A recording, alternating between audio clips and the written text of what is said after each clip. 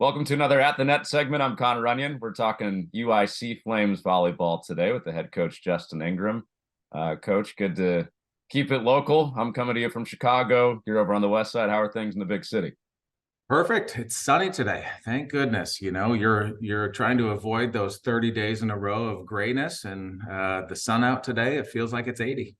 Yeah. And you guys playing well. That's well sunshine in the program right now, I assume, right? 3 wins in a row. How you It feeling? is. Yeah, it makes practice the next week a little bit more functional, a little easier. But at the same time, we have a lot of moving pieces right now within the team, and I think our goal is to be stable and to be efficient.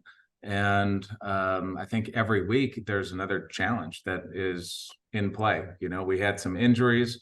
The latest one, we had some sickness within the team, and that thing ran its course, and we had several out for the course of practice during the week, and that makes it challenging. So, whatever comes, I think the team's ready for a little bit of adversity and able to want to pursue a more efficient kind of match as we set forth for the weekend. Get into a few of your stars kind of around that moving lineup here in a bit, but big picture for you guys. You're closing in on another 20-win season. This would be 3 in a row. Why has it been so consistent for you guys the past several years? Well, I think that goal is going to be pretty challenging for us. We still have some top competition in the regular season play.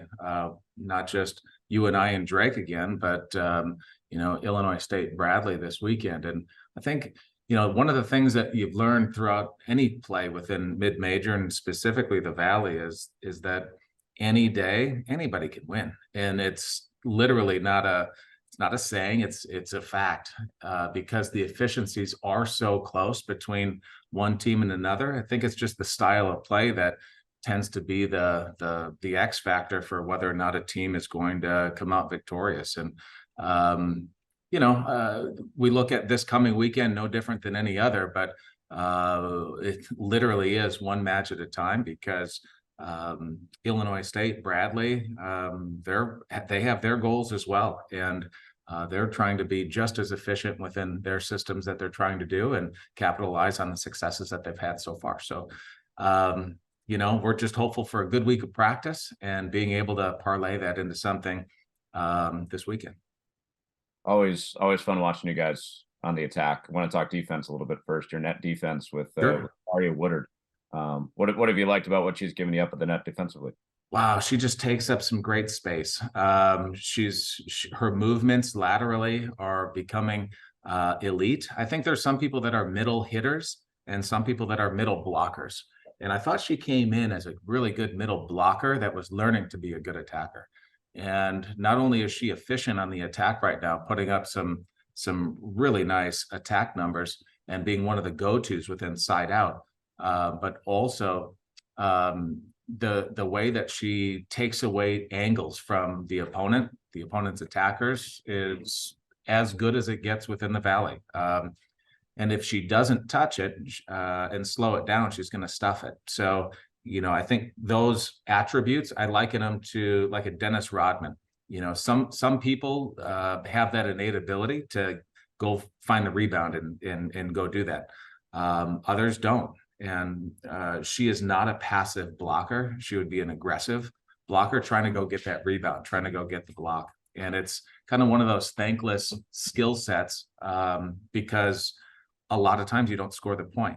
Blocks per set on any team, your goal is 2 points something. If you had 3 blocks a set, you were crushing it within the league.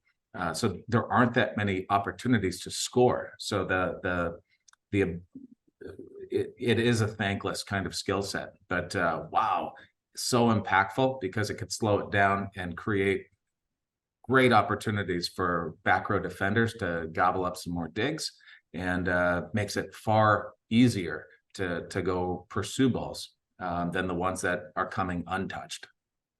So you got Zaria, your Dennis Rodman in the middle defensively. She can be. Yep, she is terrific up there for us. You've also got the most efficient hitter in the Missouri Valley right now, Becca. What have you seen from her on the attack that's led to such a high hitting number?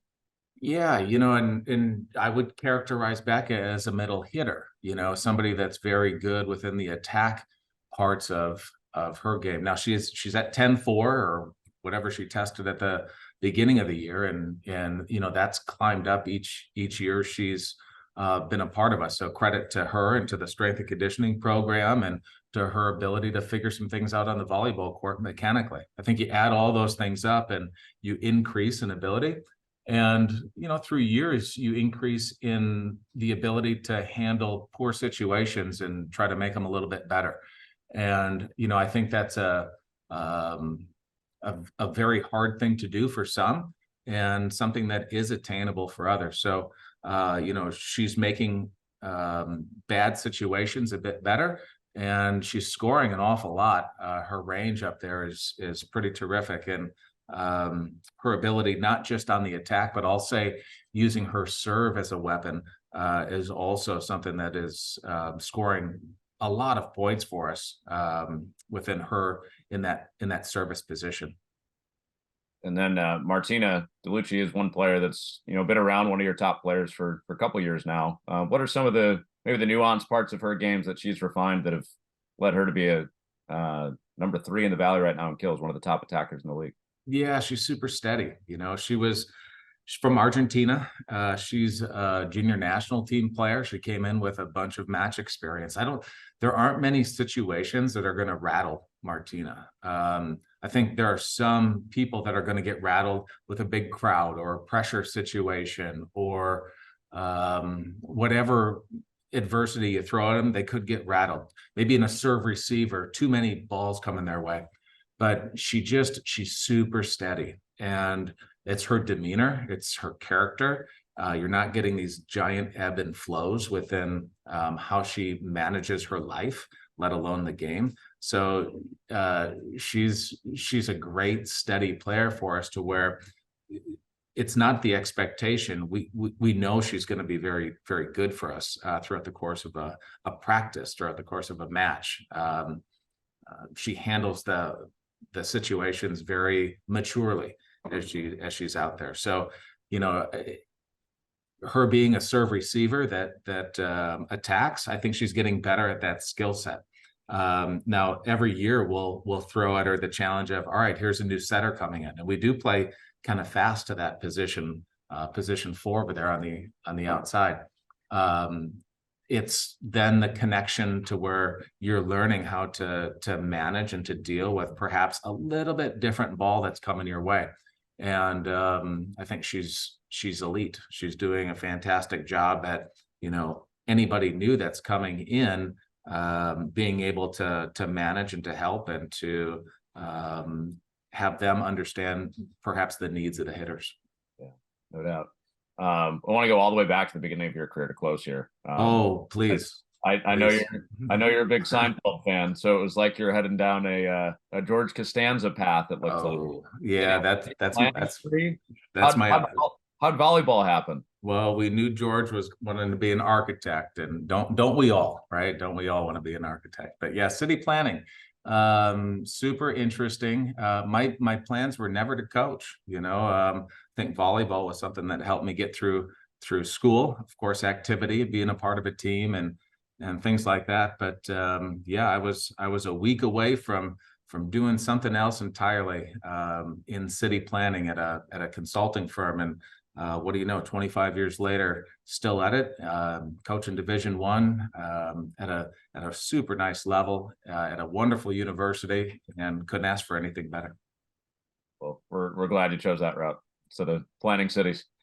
Hey, at some point, right? At some point we can maybe that'll be a nice retirement gig, right? Yeah, no doubt. Well, thanks, Coach. Appreciate the time. Thanks, Connor. That's UIC head coach Justin Ingram on At the Net.